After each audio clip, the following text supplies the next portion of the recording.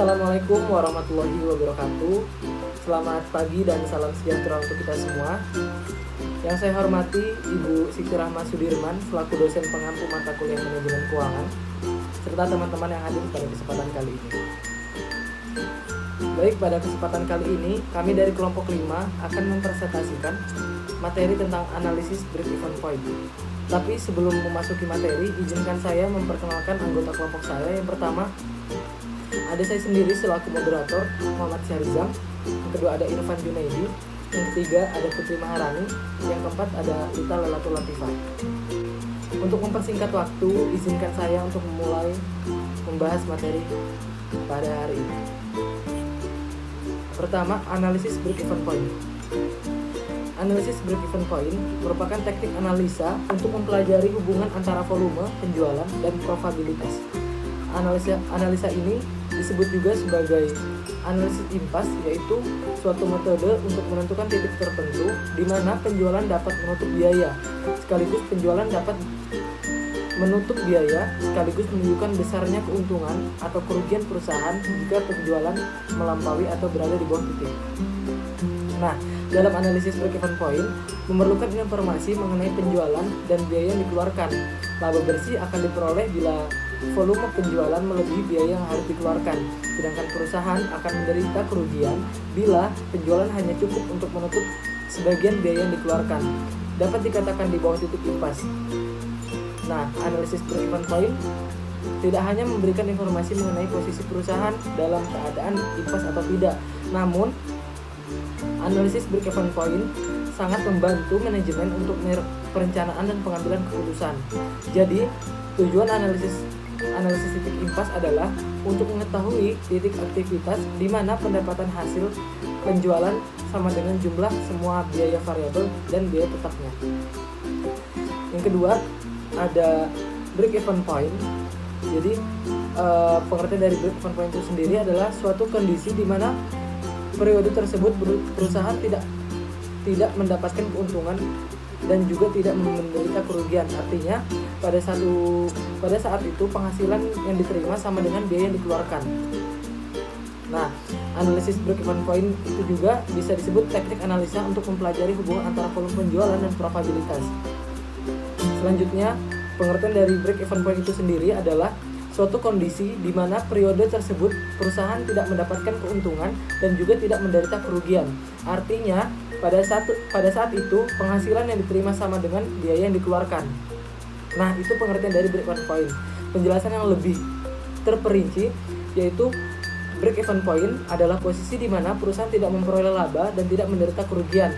BEP atau titik impas sangat penting bagi manajemen untuk mengambil keputusan dan untuk menarik produk atau pengembangan produk, atau juga untuk menutup anak perusahaan yang tidak menguntungkan.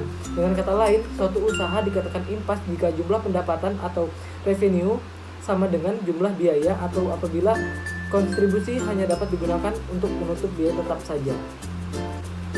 Di sini saya akan memberikan pendapat menurut para ahli mengenai pengertian dari titik impas itu sendiri.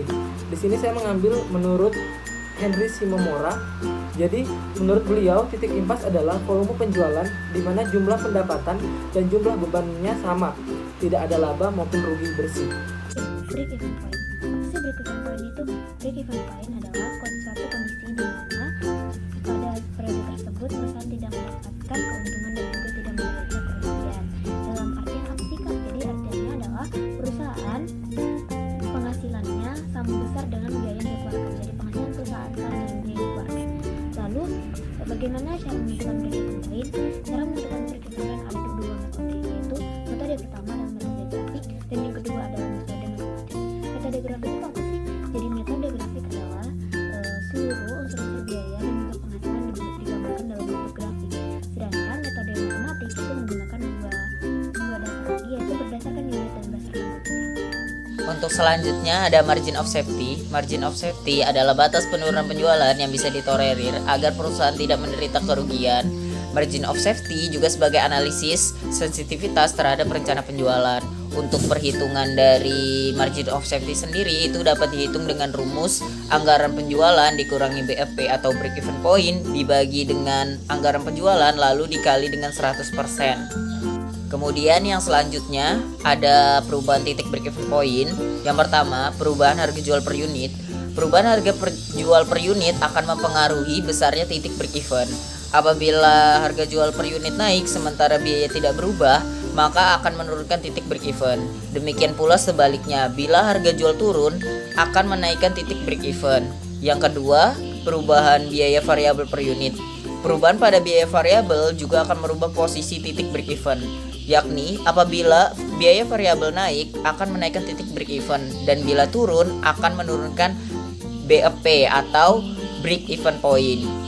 Kemudian yang ketiga, perubahan biaya tetap. Demikian pula perubahan biaya tetap akan merubah posisi break even point menjadi lebih besar bila biaya tetap naik dan akan turun BEP-nya bila biaya tetap turun. Kemudian yang terakhir ada perubahan komposisi sales mix. Sales mix menunjukkan perimbangan penjualan antara beberapa macam produk yang dihasilkan.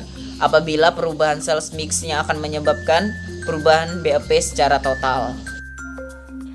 Selanjutnya kita masuk ke manfaat analisis break even point. Yang pertama di sini adalah perencanaan penjualan produksi. Sebelum kita melaksanakan produksi, kita harus merencanakan penjualan apa, penjualan tersebut, kita mau menjual apa. Yang kedua adalah perencanaan tentang harga jual normal. Nah, perencanaan harga jual normal ini kita harus melihat sesuai dengan harga pasar yang kita inginkan. Yang ketiga adalah perencanaan metode produksi. Metode apa saja yang akan kita pakai dalam memproduksi suatu barang. Yang keempat adalah perencanaan tentang titik tutup pabrik. Baik, sekian penyampaian dari kelompok kami. Mohon maaf apabila ada kesalahan dalam penyampaian maupun kekurangan dalam penyampaian. Wabillahi taufiq wal hidayah. Wassalamualaikum warahmatullahi wabarakatuh.